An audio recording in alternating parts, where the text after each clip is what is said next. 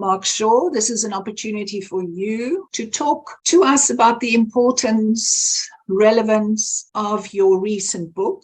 Mark Shaw is well known to this audience. He is a former colleague of mine at the Center of Criminology and director of the Global Initiative. And over the last 5 years, there's been 3 books that emerged under the name of Mark Shaw: Hitman for Hire in 2017, Give Us More Guns, very enticing kind of title, in 2021, and then more recently, Breaking the Bombers. And I was thinking, as I looked at these recent books, all published by Jonathan Ball. Thank you, Jonathan Ball, for taking the risk. And I hope that it's been a rewarding one from your side of the universe. All 3 of these books, Mark, I thought could be an interesting topic for a postgraduate student to kind of tease out what the connections are from Hitman for Hire to buying more guns from the state to Breaking the Bombers. So thank you for your contribution. On the panel, we have, in the first instance, a fellow South African, Advocate Vusumzi Pikoli, who's got a very long history.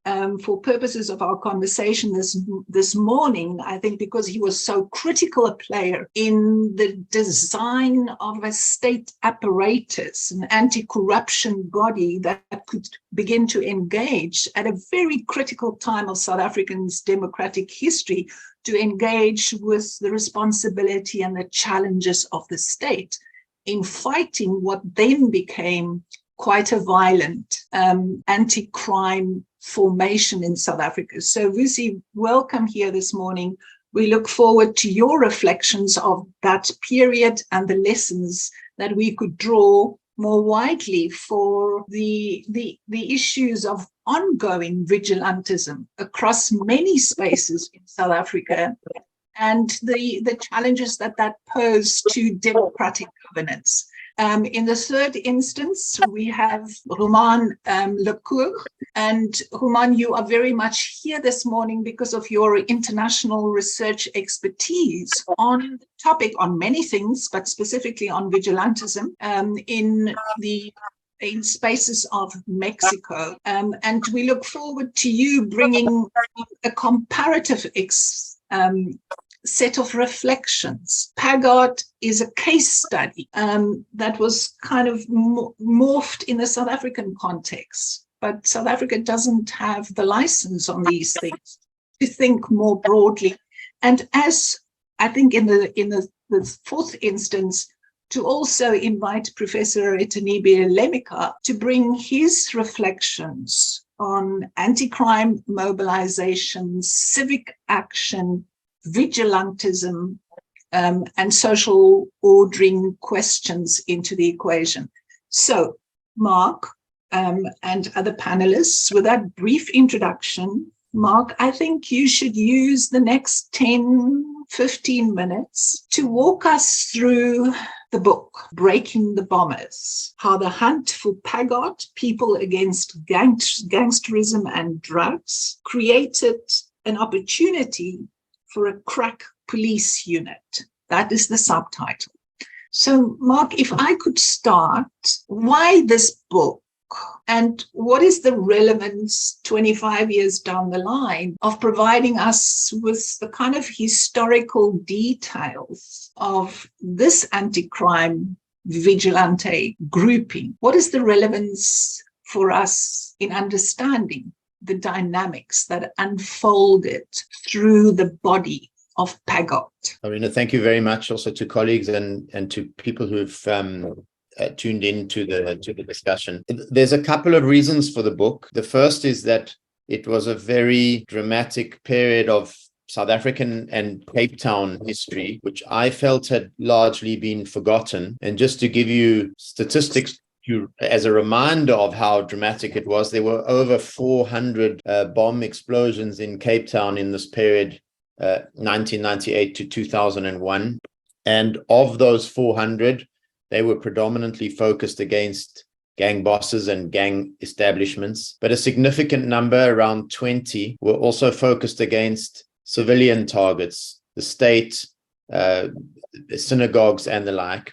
And PAGAD was behind these explosions and had a very mixed organizational origin. It was both a vigilante group, still is a vigilante group, but also used that to mobilize communities in a much more targeted campaign against the state.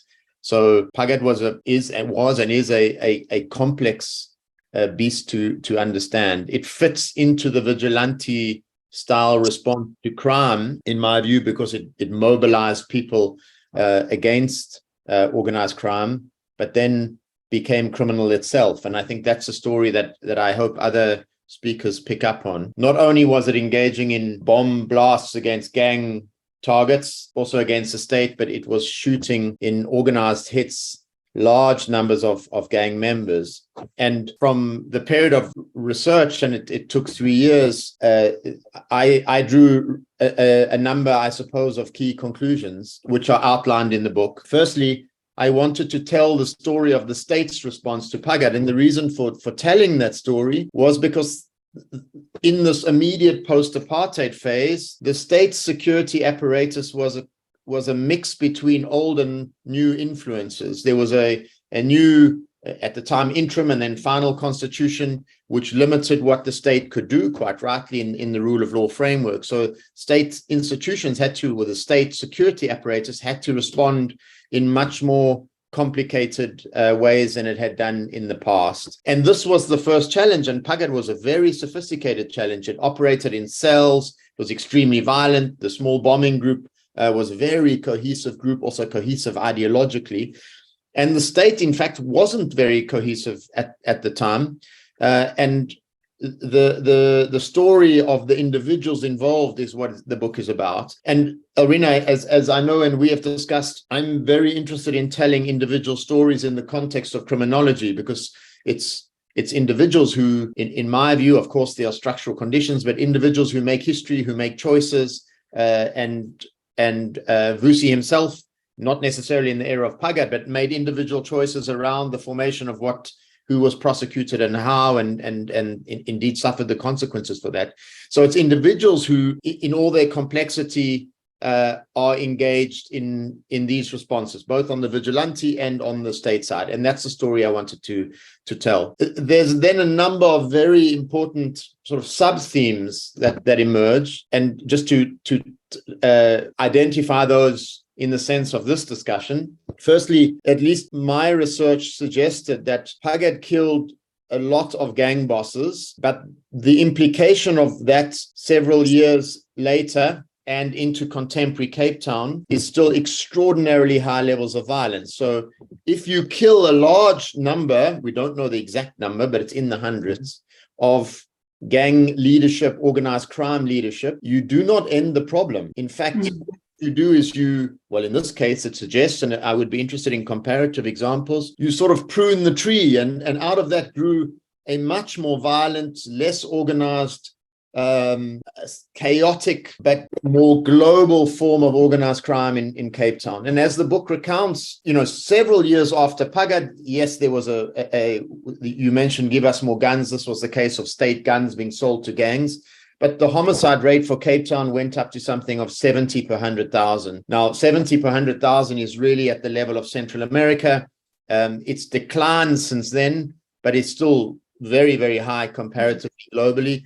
So PAGAD had unintended consequences in its campaign, if you like, in terms of reducing gang activity. The second key point, I've mentioned it already, but I think that's core to our discussion today. PAGAD's genesis is very complicated. There's sort of two interpretations. I subscribe to one, but I'll outline the two. The first is that PAGAD was a community response to organized crime that then turned ideological. I'm simplifying a bit, but more or less these are the debates. The second is that PAGAD was an ideological core group, Qibla in this case, a Islamic group with links to Iran, which wanted to create a broader constituency. It had not supported the transition to democracy, so it was finding a place, and it looked for broader community support. And in the immediate period post-1994, drugs had poured into South Africa and Cape Town, so the Muslim middle class, amongst others, from which PAGAD partly drew its support, was very badly affected in this process. So this period of mobilization to create a broader, a more community response, which then Kibler used. Arguably, in both interpretations, when the state began to target PAGAD after a period of confusion, which is outlined in the book, Kibler could say, look, the state is targeting us. We're the good guys. We need to target the state. And that's what effectively happened through a series of bomb blasts, which PAGAD has never claimed responsibility for, which caused great destruction and loss of life and great fear. And that's one of the things that I think was very important to highlight is many people, including survivors of the bombings, didn't want to talk on the record because they still feared PAGAD. There was a lot of rumors about who had planted the bombs, etc. The third big area, so the second one is more around vigilantism, what it is, where it becomes, and maybe I should just finish off that point. The vigilante groups, apart from being, if you like, ideologically used, as I've tried to outline, when they were robbing organized crime establishments, drug houses, shooting gang bosses or the like, they turned criminal in three ways. Firstly, through extortion. They would take money from some people to not be killed. So the beginning of the provision of extortion-style economies. Secondly, they stole weapons from the state to be able to engage in violent activities. So they, became criminal in the sense that they needed those weapons. Thirdly, when they invaded houses, they would steal drugs and cash on instruction. They were meant to provide that into the central core of PAGAD leadership and funding. Many began to take that for themselves and justifying that. And so those processes of sort of the political economy of PAGAD in ideological community support and then criminal in these sets of complex interactions, PAGAD, in my view, becomes a kind of organized crime group itself.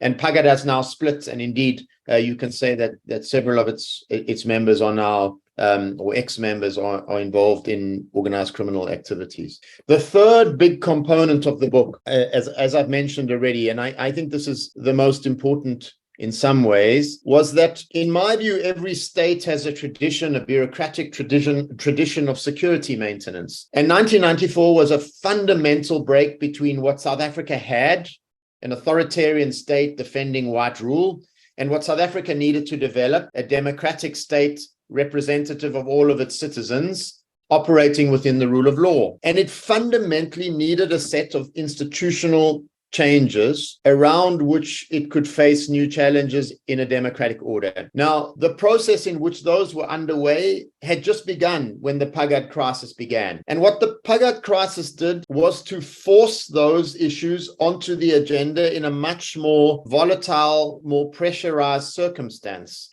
And in some ways, those circumstances really produced a kind of hardened diamond, if you like, because out of it came a set of individuals on both sides who recognized that they needed to do things differently. And South Africans at the time will remember there were very, very strong calls for a return to old order ways of doing that. So calls, and I was in the States at the time, and these were, in my own visits to Cape Town, these were calls that, or suggestions made to me, was that by the police, for example, that we needed to return to detention without trial, that PAGAD could not be managed in the context of a rule of law constitutional response. Secondly, that PAGAD should be banned, that in order to deal with a group as dangerous as this, the old playbook needed to be, we ban it, we arrest people, we hold them for longer, because this is essentially an urban terror threat, and indeed it was. And that was the terminology that was used. Instead, what came out of this was an organization which basically drew together prosecutors, police, and intelligence personnel, which had really been very split and not worked together before properly in a rule of law environment. And from that came the Scorpions, which was a high-level, sophisticated response to organized crime in South Africa. And so a new security bureaucracy and apparatus and approach was being created through this period. And that was critical for the future of South Africa. Something new with new personalities and new approaches was being forged in this very important time. The Scorpions were dismantled later. That's part of the story at the very end of the book. Why? Because they were too successful. They challenged people in the political elite who had become involved in crime themselves. But the point was, in this period between 1998 and 2001, on the table in South Africa was an enormous set of innovative policies, an Organized Crime Act, witness protection, which had been failing, new institutions, and a framework in which to work within the rule of law, created in a very short space of time, put in practice against PAGAD, not perfectly implemented. For a lot of reasons, the evidence hadn't been collected from the beginning. PAGAD was a very challenging opponent, but the bombings ended through the coordinated, leadership-driven approach that was driven by a set of key actors. And from that approach, Elrena, I'll finish now. From that approach emerged for me lessons which are applicable to South Africa today. South Africa is number 7 on the Global Initiative Organized Crime Index, facing a very, very complex set of organized crime challenges, but also having high resilience, so high institutional resilience. And those lessons are very much still on the public table today. How do you convert intelligence into evidence? How do prosecutors and police cooperate? Do we have the institutions we need? Were they reformed enough post-apartheid? What is the role between gangs, organized crime, and the police, the informant networks, which have corrupted both, I would argue?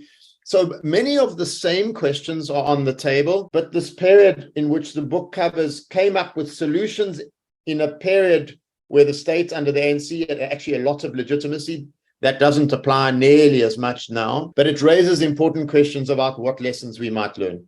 I'll stop there. I mean, that's what the book's about, and it's told just to emphasize through the voices of people on all sides who were involved. Yeah, Mark, thank you very much for that. I mean, 16 chapters, reads like a crime detective novel. There are very interesting people whose contribution on this or that side of the equation is brought to the fore. So it really individualizes this kind of historical review of events that happened as the new constitutional state begins to kind of flesh out, the framework of governance.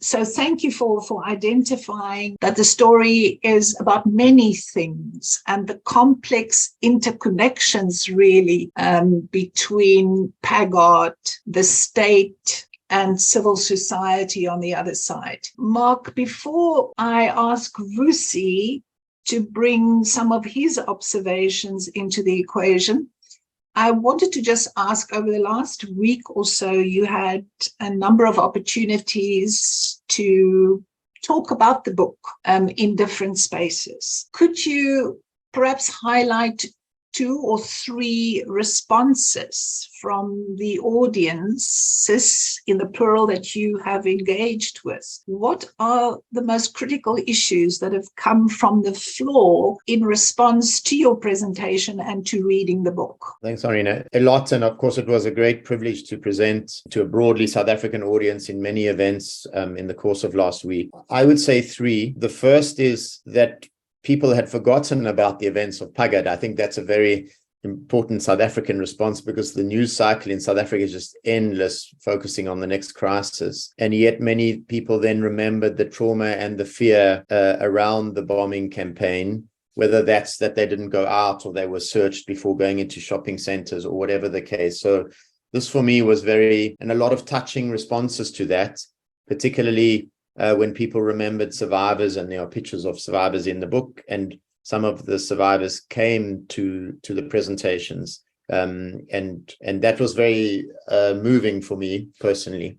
So the sense of, oh my goodness, this was a critical period, but so much has happened. We sort of didn't identify it as a critical period at the time, and if anything, I hope rather modestly that the book is a reminder of this very intense period in the early years of democracy. I guess the second reflection is around a kind of despair in some ways. I don't want to overstate it, but the sense that, and I think this comes from people within and around PAGAD too. So from a broad spectrum of people, which is, wow, the state could get it together against PAGAD, but they couldn't get it together against crime and key criminals.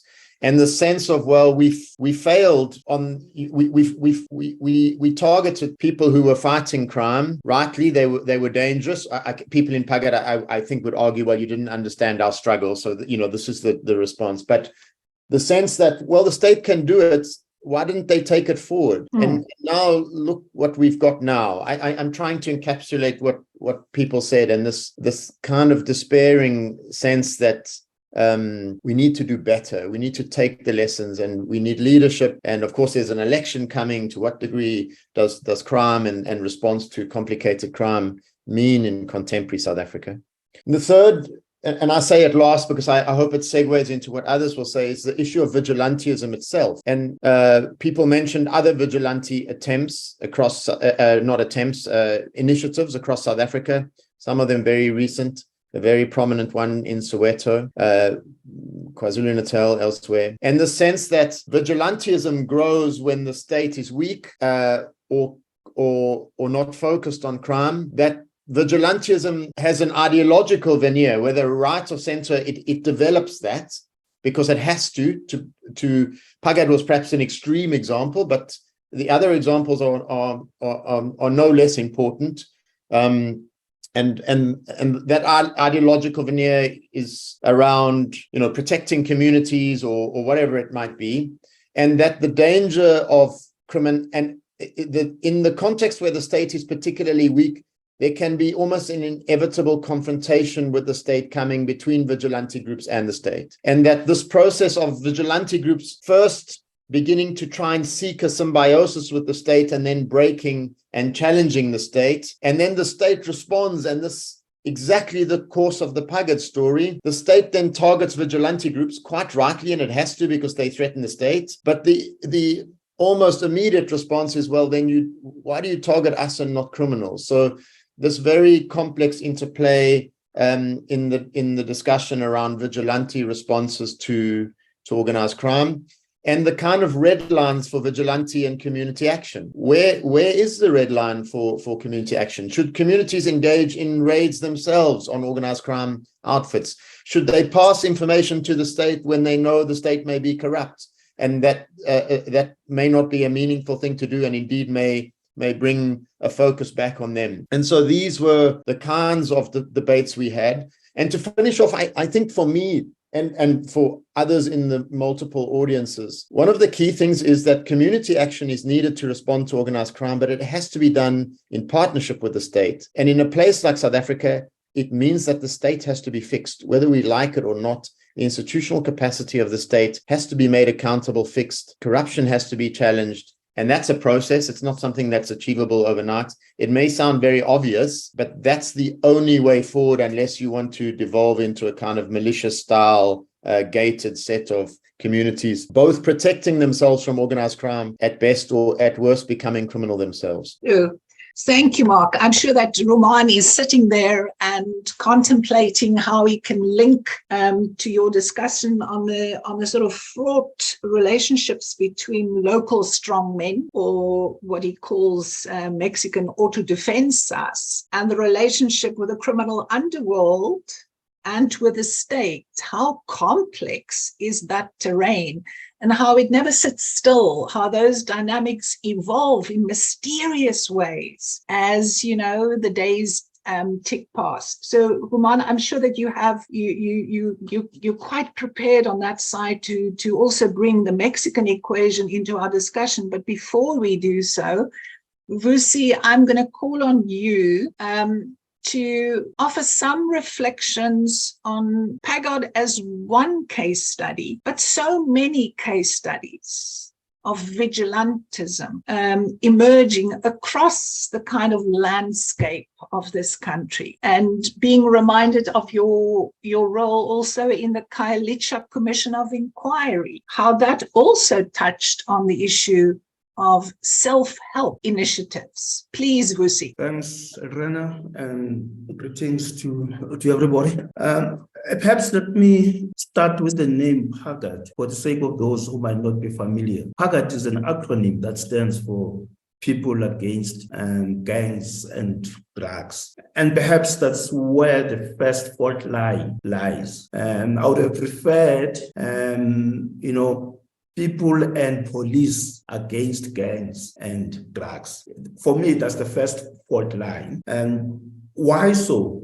Why is it just people against drugs and gangs? It is because of a breakdown in the relations between the police and the communities. It is because people lacking confidence and trust in the work of the police. That's why we ended up having this vigilante group. Obviously noble in its intentions of fighting gangs and drugs, but isolating itself from the police because they've lost trust and confidence in the police. So Mark has carved beautifully a local example which has got global characteristics. The scene is set in Cape Town, but it could have been anywhere in the world because of the same principles that apply.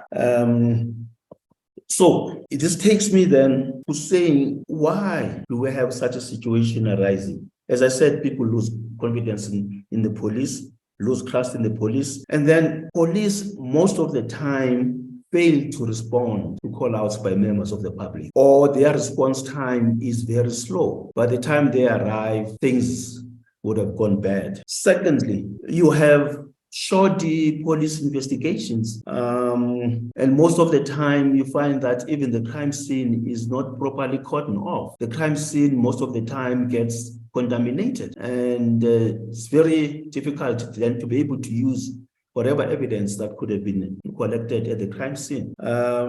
Thirdly, it's a question of poorly trained investigators and at times also prosecutors struggling to deal with gangs, which is then normally tied up with allegations against the police being accused of colluding with criminals, colluding with gangs, being in the pockets of gangs. And then in that situation, then the public gets so frustrated and they resort to self-help. And Mark's book also is situated, within a period of a transition from autocracy to democracy, where we have got a constitutional democracy in South Africa, where the rule of law is paramount. Now, you would have the police pleading, constraints or operational constraints imposed on them as a result of the new constitution, unjustifiably saying that the constitution favors the criminals.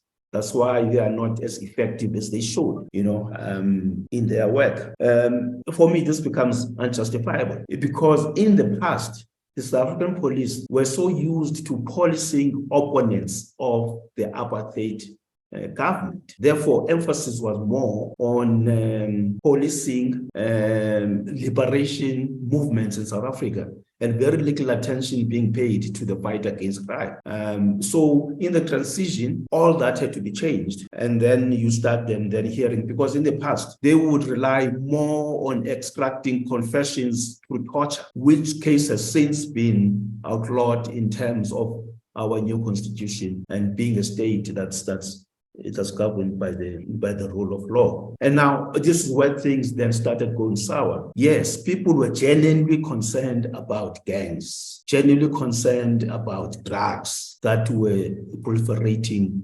the townships.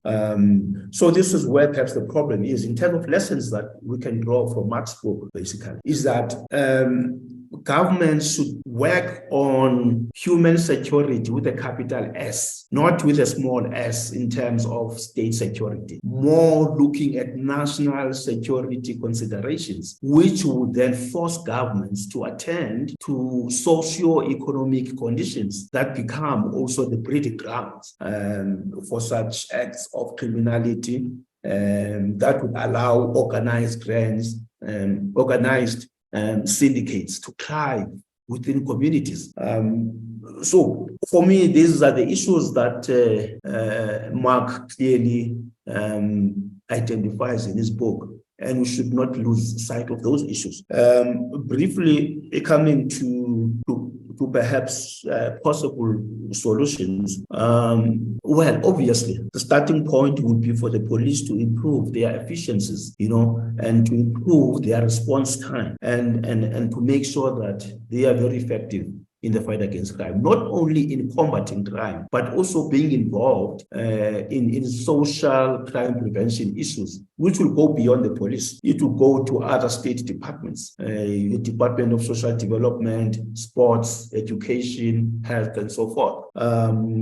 And then obviously, we need to have better cooperation and collaboration between the communities and the police to ensure that you don't have then that breakdown of relations between the police and the communities. Thirdly, again, something which seems obvious, but we don't see its effect. The question of ensuring that we improve the training of investigators as well as the prosecutors. This seems to be common sense, but achieving these things seem to be quite, a mountain to climb. And then, of course, Mark also has sort of given us also the genesis of the Directorate of Special Operations that had adopted a Troika approach. And what is this Troika approach? This Troika approach was, intelligence-driven and prosecution-led investigations, bringing, three separate elements: the question of intelligence, the question of investigation, proper investigations, as well as the question of prosecutions. Just to make sure that I don't spend more time on this. And then, of course, this goes without saying, the question of asserting the independence of the prosecutors and with no executive interference. And the prime example of this, Mark, it makes it very clear. The flower pot bomb in the book, where the investigators messed up the case when they had an opportunity to actually catch the bombers red-handed. But they had messed up so much, their statements were so contradictory, and the prosecutors, threw the matter out of court because it could not, they couldn't sustain it. And then two last points I want to raise, or three last points. One, the importance of strengthening the witness protection program and the protection of whistleblowers goes without saying, And then you need to have ethical and visionary leadership within the entire criminal justice system, ensuring that we uproot corruption within the criminal justice system itself. My last point, I always say that the political will and integrity of political leadership are the fulcrum around which a successful criminal justice system revolves. Thank you, Elrena. Vusi, I was getting worried because the list became longer and longer, and I was thinking, what about political will? And what about non-executive interference? And there you had it at the bottom of the list. Thank you for a very long list. I think I realized that you are speaking, of course, to the hard experiences that you yourself had during a very critical period within the National Prosecuting Authority. So you speak with authority about the importance of these critical ingredients. Thank you, Vusi. So, Romain, I'm wondering whether we could turn to you in the light of the conversation to say what resonates, what echoes from PAGAD on the Cape Flats in the southern part of Africa, and your understanding of Mexican developments. Thanks so much. Thanks for inviting me to the talk. I think it does connect a lot, and it does allow me to pursue so many discussions that we had internally at the GI, working on Burkina Faso and Nigeria in particular, and trying to again connect the dots between so many different vigilante movements. And I have to say that it's a space that is not necessarily very common to find, to be honest. Comparative work on vigilantism is something that is usually been done in some areas, in some parts of academia, but it's not something that we usually see in civil society. And I think this is extremely precious. Of course, we have been discussing these issues with Mark when I was working on drafting the Vigilante report on the Mexican case. And I think there's so many connections that really resonate today. Just very briefly to introduce the Mexican case, basically the groups on which I've been working for the past 10 years were located in the western part of Mexico. It's armed groups that presented themselves as vigilante groups under the name of self-defense groups, autodefensas in Spanish. They were created in February 2013, and they raised up to more than 15,000 armed men, very armed in many cases.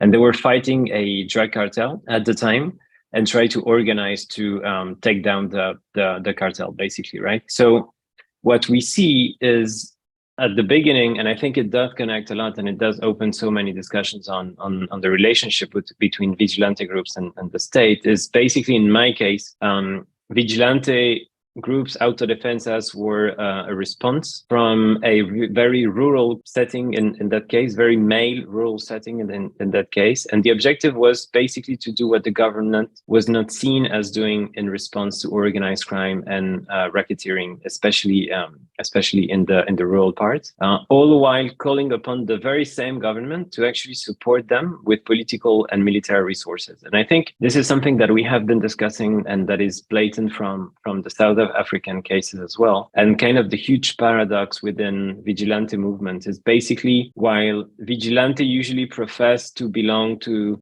tradition of self-help and autonomy, taking justice into their own hands, they usually and simultaneously feed the demand for more state presence, more state intervention, especially by backing their uprising sometimes, but also by just like doing what the state and the government is supposed to be doing in very theory, basically, right? And actually, in the context of the Mexican war on drugs, many academics, experts, journalists have argued that the growth of vigilante groups, the emergence of autodefensas in Mexico, are a symptom of the weakening of the state, right? That is, basically, those groups are understood as enemies of public authorities, as organized crime groups are usually seen. My work, and I think it does connect a lot with what we were discussing today, tries to move and present a slightly or very different hypothesis, actually. And I'm saying that the emergence and the multiplication of autodefensas groups and even drug cartel groups does not mean that the state has withdrawn, that does not mean that the state is weak. I think it does illustrate the way negotiations, the way governance, and the way criminal governance have evolved in the past years, and the way relationships between armed civilians and government have transformed in so many regions of Mexico. And I think it does apply in other contexts. In this arena, I think, again, what we have is a will and a very strong will expressed by the autodefensas and the vigilante groups in general to seize authority, to reclaim order, to impose moral order in many cases, and to take action themselves, usually again calling for the federal government or the government in general to intervene as a kind of guarantor of the law. And again, this is the paradox of the vigilante groups, I think, is basically you have armed or less armed, but citizen movements that are committed to violate the law in order to reinforce or in order to enforce it in a way. And I think this is what makes vigilante groups extremely complicated and fluid to study and understand. I think it's what makes them so interesting today in understanding, again, new sets of relationships between organized crime, armed civilian or less armed civilian, and public authorities. In that sense, in the Mexican case, again, the autodefensas were extremely armed. And to tell the story very short, they ended up transforming in so many different small groups that are today active in so many licit and illicit markets. So in a way, and I think it's another important idea about vigilantes, is that in a way, vigilantes claim, but I think do not really aim at eradicating crime. I think instead, they might settle for trying to regulate it and limiting it to more morally acceptable forms of crime, but also to try to show and broadcast an enormous discontent against the state in response to violence and crime. Of course, a phenomenon that we've seen in so many different contexts, without a proper ability or will to actually eliminate organized crime. I think in so many cases in Mexico and Central America, basically vigilante groups want to regulate violence more than eliminating it, maybe because they know they can't actually do it. And they mostly want to change the way criminal groups are operating in their regions. So in a way, I think, and pushing the idea of relationship between vigilante groups and the state, I think it's, in my case at least, a very interesting example of how you have civilian groups, criminal groups, armed groups led by very specific men, leaders in this case. And it does actually illustrate the emergence of a new set of power brokers or intermediaries for violence at the local level. So those leaders are able within and through the vigilante groups, I think, to accumulate local power, basically to become a kind of political boss, if you wish. And they become, when they manage to do so, extremely attractive for the authorities to actually govern through them, which is not very original, honestly. You have so many examples of, like criminal groups or armed groups acting as proxy governors for governments all around the world. So you have basically public authorities kind of delegating power, delegating so many tasks to vigilante groups at the local level. I think especially in the rural areas in which I've been doing field work. So what I've been trying to show is, in a way, when vigilante groups operate on the ground, it's usually quite easy, especially if you're doing field work, to actually understand, but also to document the enormous set of relationships that tie those vigilante groups to public authorities. First, and it's usually quite hard to demonstrate, but people usually talk about it, it's money, right? Because those vigilante groups, they have usually a huge paradox that basically you need enormous hours of work. You need to be on the streets, you need to patrol, you need to set up checkpoints, you need to commit yourself to so many kind of community activities in a way, but you don't get money out of it. What happens usually is the state, when the state tries to cooperate and use those vigilante groups to work for him, it can promise, a small salary, a small stipend, and say, I will pay for gas, I will pay for food, I will pay for trucks, I will pay for weapons, uniforms, radios, and even maybe paying you something per day working on the vigilante groups. The thing is, usually what the state does is just a promise. At least in the Mexican case, it works this way. So when the state is not able to fulfill, again, this promise of actually supporting the vigilante groups need to be able to sustain their operations. And it's a very expensive operation because, again, you have to be on the streets for a long time. This is when, and Mark was talking about it, this is when vigilante groups usually turn to illicit market regulation, extortion, very, very classic, like, because you control territory as a vigilante group, or at least you have a very strong presence at the territorial level.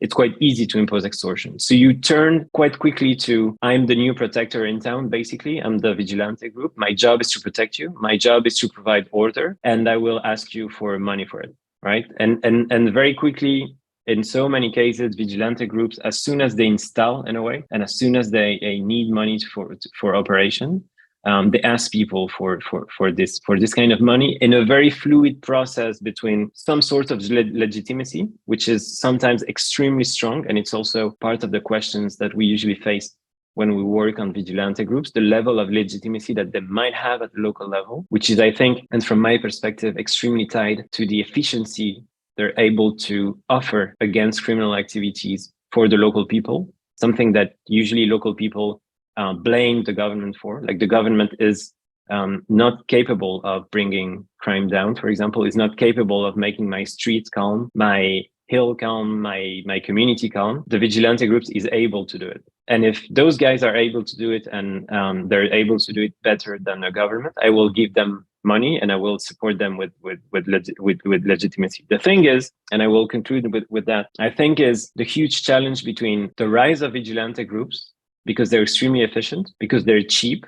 Honestly, for the government, it's cheaper for the government to have, cooptation, dynamics, dialogue with vigilante groups in Latin America today, in Mexico for sure, working for him in a very non-official way. The government is usually very keen on letting the vigilante groups proliferate, but also engage in extortion activities in a way of saying, you know what, if you have a sustainable kind of scheme for making yourself financially sustainable, just go for it. As long as you don't do much in terms of, I don't know, troubling political order, for example. And then the thing is, the relationship between the government and those groups are, as Mark was saying, they're extremely unstable in a way.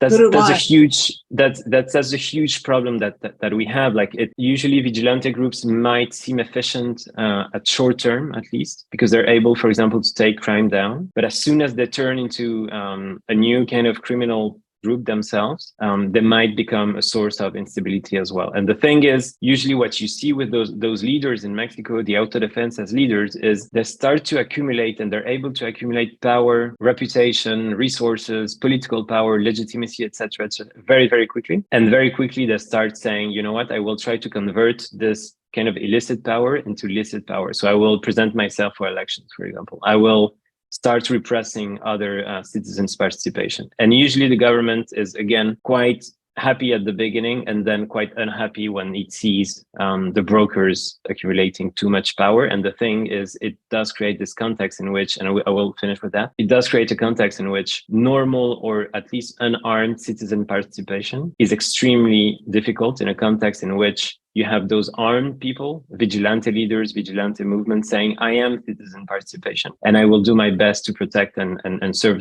the community. So I think it does create this kind of extremely blurry and fluid context. And again, like the comparison between Nigeria, Burkina Faso, South Africa, Mexico, or Colombia in that case is extremely fruitful for the discussion. Thank you, Romain. That was a short course almost in the very exciting research that you've been doing. And thank you for picking up on the parallels. We clearly don't have enough time, because I think I can sense that this comparative perspective may take us quite deep down the conversation on vigilantism.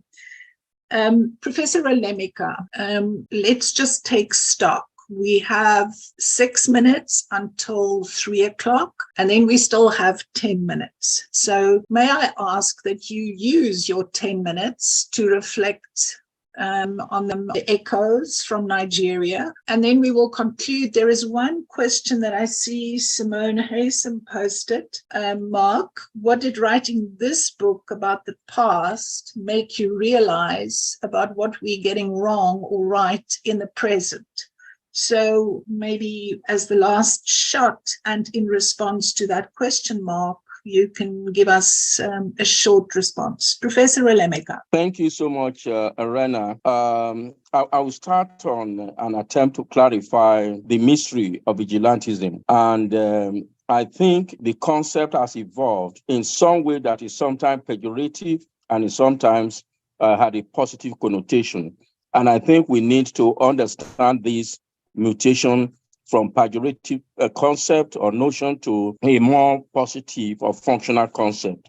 And I think that has been the history of the concept of vigilantism. Fundamentally, I think when people talk about vigilantism, they are talking of two phenomenon in one. First, they are talking about self-help in preserving safety and security without formal police powers or authority. An element of vigilantism also generally is actually retribution violence. The violence is often a composite element of vigilantism. So in some contexts, and I'm now trying to indicate that there are times where vigilantism might actually be in support or supported by government. And there are times in which vigilantism is antagonistic towards government. So there is a lot of mutation in the course of the life of a particular vigilantism. In the case of Nigeria, and I think I'll come back to that with the something that Mark said earlier. In the case of Nigeria, of course, traditionally,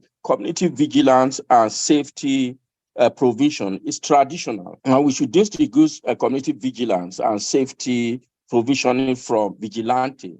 I think to distinguish vigilante properly in our discussion, we're actually talking about a variant in which violence is important, in which the root is not necessarily based in community, but rather has elements of agency that may be distinct from the community. So in the case of Nigeria, vigilante group became very popular immediately after the transfer of power to civilians in 1999. And so we also found after that the rise in armed robbery across the country, whether in communities or on the highway. So this this armed robbery marked a major impetus or trigger for the emergence of vigilante in different parts of Nigeria. And when it started, of course, there were ambivalence between the vigilante and the police, whether to be antagonistic towards each other or to be collaborative. But what was then discovered was that, in fact, those vigilantes, despite the use of extraordinary, extra-legal means, were enjoying popular support from community to the detriment of the police. So you find the police find a way of accommodating them, requesting that rather than acting outside of the law, they should act under their protection. And I think this is very important. Police sought to incorporate them or co-opt them as part of their larger network of service provisioning. So over the years, we find proliferation of vigilante. And there are two types of vigilante in Nigeria. There are those that actually register with government and have become more or less lawful agencies, have paraphernalia of legality. But there are those who remain basically community initiative and charge, with the consent of members of the community and even a community, some committee around them, they charge residents protection fee. So you live in a neighborhood, you are asked to pay 2 rands every month, and that money is used in some way, not to pay a salary, but some kind of allowance to those who are involved. And that's, again, another variation. So we are dealing with a very complex issue that, like I said, is on a continuum from outright outlaw to at a point where, in fact, they have become almost a part of government. So there is this, what I've just said, a proliferation. But in doing that, I think the challenge with vigilante, first that we must note, one is they do, in fact, contribute to whether the outlaw ones or the relative legitimate ones, they do in Nigeria contribute to reducing the fear of crime and incidents of crime. But most of them use extra-legal means, including lynching and extrajudicial killing. So we need to understand this dimension. Most of them also are not accountable. There are no effective oversight to their function, even when they are community-based and they have some kind of relation with the social organization. So we must also begin to, look at that character of vigilante. I think what I need to do, because we are pressed for time, and probably will come back with question and answer if there are this, because I think there is similarity in what has been pointed out in Latin America and Nigeria. But I think what we need to look at is what is basically the challenges. They are capable of transmuting from militias, from vigilance to militia, and that is a problem in Nigeria. So you find vigilante transmute from providing safety, becoming a militia that is either religious or ethnic in character, and therefore threaten the safety of those who belong to certain religious or ethnic categories. And this is, again, some of the threats we find in Nigeria. Then also, whether they collaborate with government or not, they remain committed to using mechanisms and means that are inconsistent with democratic governance. It doesn't matter whether they are totally outlaw or in fact they have collaboration with government. So let me just conclude by saying, in some cases, what the government or what law enforcement agencies in Nigeria have done or hope to do in some cases is actually to provide a legal some kind regulation for the formation of vigilante, their functioning, their enlistment, and their operations. And that in some cases been successful, in some cases it's not been successful. But I think what should be finally an issue of concern for research, which I think I want to draw, South Africa, is when does vigilantism arise? It does appear from the South African and Nigerian experience, it does appear that we may find this emergence in one condition, not exclusively, when there is a disjuncture between past and emerging security norms and architecture. In the case of South Africa, it was a movement from apartheid to a democratic government, and PAGAD tried to probably emerge in that to fill some gaps. And as Vusumzi said, that period in which there is a disjuncture between the past architecture and the new architecture create what one might call an emerging configuration of a new security architecture. And at that point, there is all kinds of ambiguity, ambivalence, which of course make the agencies less effective in dealing with insecurity. And I think that is tantamount to what sociologists would call, regional formation by Emile Durkheim, a state of anomy, when an old order is gone, a new order is emerging, and yet there is no dominant consensus over the guiding principle of the emerging norms. So I think this is where, environment that provide for emergence of vigilante. But once that has happened, I think they have a capacity for sustenance of never fading away, even when the conditions that brought them together seem to have improved or diminished. Thank you, Elrena. Professor Alemika, in 8 minutes, thank you for allowing us to almost bring this discussion to a conclusion. But before we do so, Mark, did you want to respond to Simone's question? Very briefly, Elrena, and thank you to my fellow panelists. It's a reminder actually that vigilantism and its response to organized crime and its evolution actually really does need to be on our research agenda. And I'm very appreciative for the comments. Very briefly, I think 3 things, if I could. The first is that Vusumzi mentioned it. I think in the period 98 to 2001, South Africa had the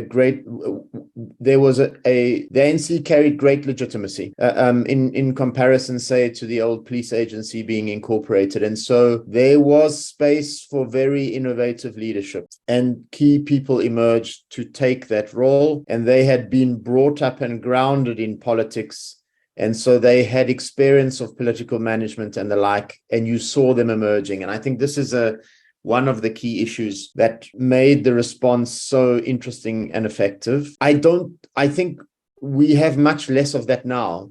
If that's what has occurred, perhaps following what Etannibi has said, is a bureaucratization of the security apparatus, which had fallen away in this period, precisely to respond. Everything was on the table. Right now, not everything's on the table because there's a lot of established bureaucratic interests which previously had been not present. And so I think the biggest lessons is we face probably a bigger challenge now as South Africans in responding to organized crime in a space where our bureaucratic maneuverability is much less. And so I think that's a key lesson. And what do we need? I think we need to think innovatively. We need key leaders who don't necessarily need to be from the security establishment. That's also a key lesson from the past, to bring new ideas on the table. And we need, perhaps more than ever, to insulate the institutions from politics if they are to build a general pattern of new security institutions, etc. And the South African security sphere is still very much a work in progress. And what we do in the coming years will be crucial to its long-term success. I'll end there, Elrena. Wow.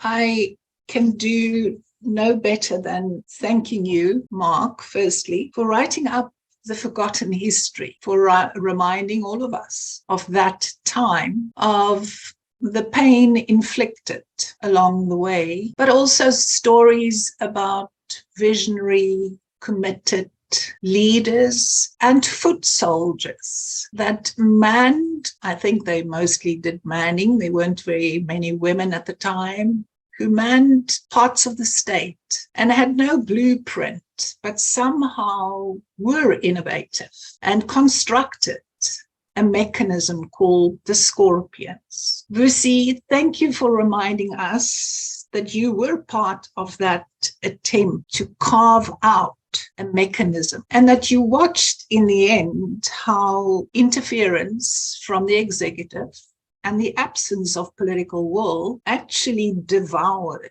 the kind of spirit of the scorpions. Let that be a reminder to all of us. Romain, I heard you use the words, the paradoxes embedded in self-auto-defenses initiatives. I also heard you say that we need to be prepared to investigate at a micro level the shifting relational dynamics that emerge and to capture the complexities of that. Professor Alemika, of course it would be you, the sociologist at heart, that would drag Durkheim into the equation and to say two things. The one is, let's pause and just do some definitional work. Let's not forget about the importance of conceptualizing vigilantism and recognizing its endless variance. And secondly, let's